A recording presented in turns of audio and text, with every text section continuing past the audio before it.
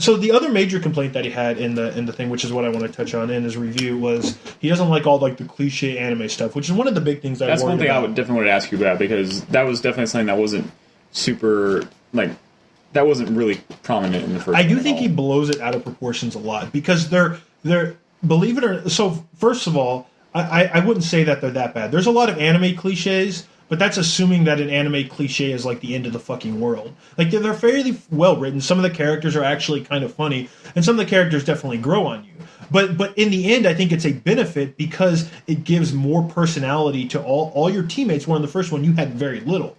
And you start to really get to know characters, and you start to like a bunch of them. And because, again, the battle system is much more accessible as far as like swapping characters in and out without punishing you, you can use all of these characters in battle without having to ignore a bunch of them. Which characters return from the first one?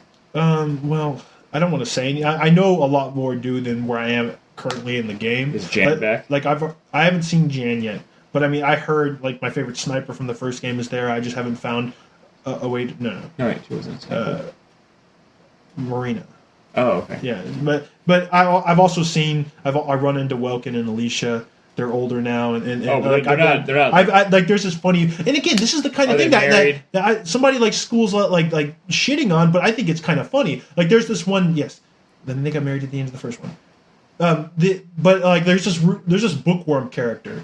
And she's like, oh, she knows everything, and she always gets aces everything, and she has this like science test, and the cool thing is, like, every time you beat a mission, all these new like little mini story things where you can go talk to teammates become available. Yeah. And you start to you start to realize that each one sort of has like their own storyline, story arc, and the more you trigger them like for a specific character, it eventually leads up to like a battle for that character. Where once you complete that really hard classmate mission for each one of your classmates in your army, then like they become a better character. Your bond gets good, and one of their negative potentials gets swapped out for like a really good one. Okay. So like, just let me give you an example real quick. There's this like bookworm character, and I'm talking to her, and she's always kind of standoffish or whatever. But it's kind of funny, the interactions. But eventually, she's like, oh, I got this thing, I got 100 on my test. Yeah, I got this right. Yeah. And then Welkin shows up out of nowhere. He's like, actually, that one's wrong. And she's like, no, it's not. It says it in this textbook right here that this beetle doesn't exist in this, in Southern Gallia in this season. And he's like, actually, that's not true. Your book is wrong. And if you remember Welkin from the first one, he's like the insect nut. The insect. And he's like, what are you talking about? No, it's not. He's like, well, you need to get out into nature more or whatever. And her classmate mission, like she became really determined to track down this one beetle to see if it actually exists in like Southern Gallia during the season. So like the mission is to get into the point of the map where she finds the beetle, and sure enough, she finds. She's like, oh my god, I see what happens. Like, they change their color. This is why everyone was confused. And Welkin's like, yeah, that's why I'm saying you can't just have your nose in the books. You need to go out into the world and see some of this stuff. Like firsthand. So what happened is she had this negative potential called bookworm, where like when she's outdoors in like very outdoorsy environments, it would trigger, and she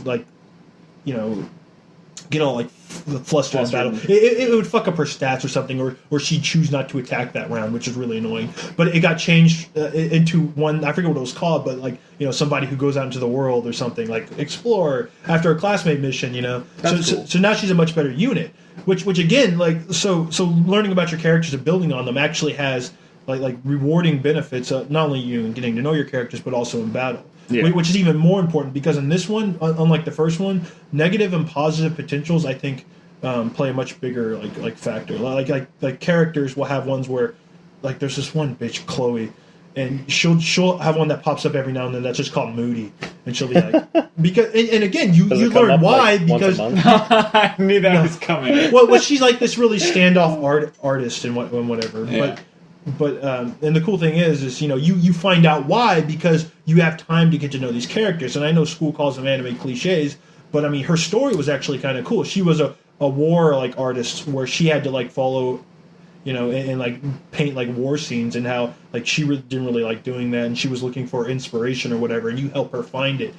And and when you get that, she like one of her negative potential goes away, and like she gets something like really positive. And it's cool because you learn more about the characters become interesting, and the more you get to know these characters, I mean, or the character's personality plays into like their battle like quotes and stuff too, like more so than in the first one. Like this artist, for example, like when she's fighting, like every time she like takes an attack, she'll be like needs more red, like before she like shoots a guy and cool stuff like that, and she'll be like the final stroke when she like kills somebody, and like everybody has their own cool personalities in this one. Something that was gone from the first one. Like believe it or not, outside of like a few core characters, the first game felt really like empty. Which were also prominently the main characters of the game that took a main role in the story. A lot of the side characters, with the exception of maybe Jan. Well, even then, like there, it was just that like initial quote, like when you added somebody to your army, or like when you killed somebody. But outside of that, you got nothing. And this one, you get to know everybody, and like even characters that you thought you were gonna like by talking to them, I was like, oh my god, she's like a fucking Darkson racist. I'd kick her out my fucking team, you know? Like that shit happens all the time, where you start adding in your characters not just based on who's really good at this or who's really good at that, but based on like the characters you actually start to like. It's more like an RPG because of that.